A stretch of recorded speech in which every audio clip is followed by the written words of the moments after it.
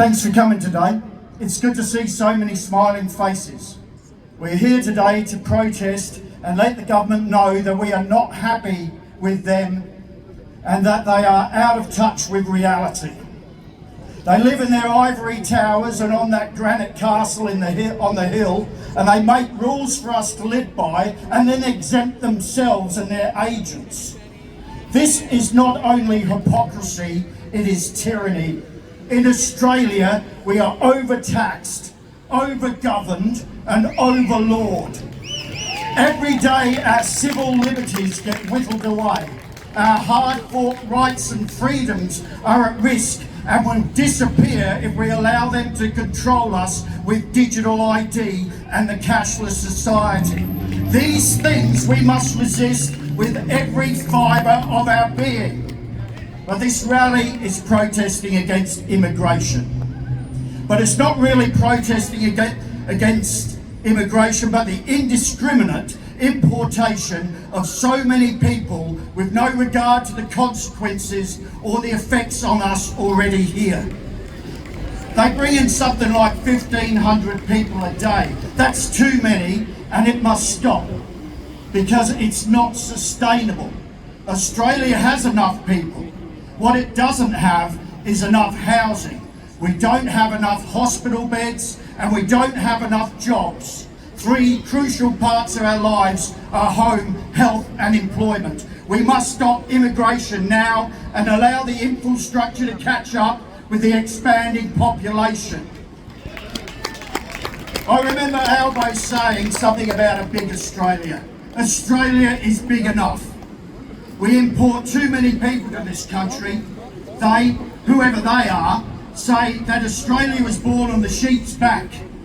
That's farming. Our farmers and our farming families are also something we need to protect. They feed this nation of ours, and without them we will all starve. Australia was also born on the immigrant's back. A lot of us are immigrants. I am. In the old days, not that long ago, for every immigrant family that came to this country, that family would need a house, it would need a fridge, it would need all the essentials to fill that house. It would need a motor car. And this would stimulate the Australian economy by providing jobs for those already here. Because all those things are no longer manufactured here in this country, this is no longer the case. So the old immigration policy doesn't work anymore.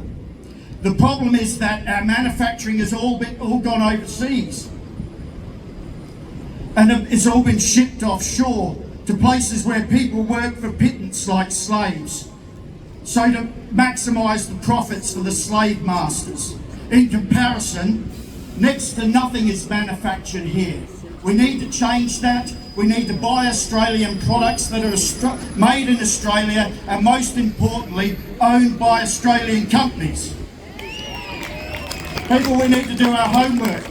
Pick the branded product that's Australian made, Australian grown, and like I said, most importantly, Australian owned. That will help our country enormously. The people that come to this country may take a few jobs. They may take jobs that a lot of us don't want to do. Maybe they work for next to nothing because that's what they're used to. And they run the risk of being exploited. Or they end up at Centrelink where they become a drain on our welfare system. They have never paid any tax in this country and they are already taking from it. This has to stop. You can't blame people for wanting to come here and get away from the shithole they were living in. Everyone deserves the right to a decent life and self-determination, but the problem seems to be that increasing population is forcing up our cost of living. Demand is outstripping supply. It's not the people's fault, it's the fault of the ones that pretend to govern us. The problem is there is not enough employment to sustain this. The cost of living in this country has gone through the roof, and part of that is the cost of housing. The cost of housing has more than doubled in the last few years, putting the dream of owning our own home out of the reach of many ordinary Australians, forcing them to rent for longer. The queues for renting a house are around the block. There is so many that need somewhere to live, and unfortunately many can no longer afford it, and the camps of the homeless people are getting larger and larger, so much so that the authorities can no longer hide it. For years they've been hiding it and pushing them to the extremities of parks and on the fringes of the cities into the bush. These people, you see them living in the parklands, you see them living on the linear parks, along the river, along the train lines. It was never this bad in Australia, but it is now, and it's getting worse. There is not enough housing in Australia for people that are here, let alone the 1,500 that arrive every day. The other problem is healthcare. We used to have one of the best healthcare systems in the world. In the world, people, with Medicare. And don't get me wrong, it's still good, but it's under immense strain and the waiting lists are unacceptable. People are waiting for operations and procedures for years. Some of them will die before their name gets to the top of the waiting list. This is not acceptable. Some people needing emergency attention from an ambulance and paramedics die because the ambulance is still ramped with the last person they still can't get into a hospital because there's not enough beds, and that's not acceptable either. We recently opened a new hospital in this town, and guess what? It has less beds than the old one. There was no future proofing done. Yes, they should have opened the new hospital, but they should have also kept the old hospital, and then we might have enough beds.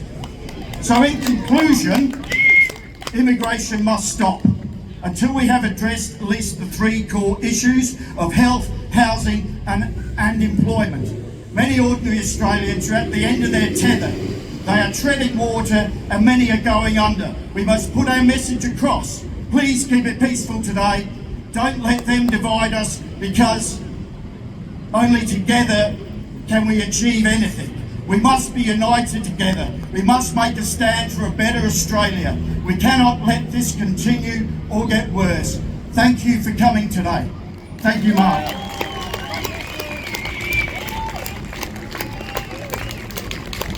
We all know, don't we? Everybody knows.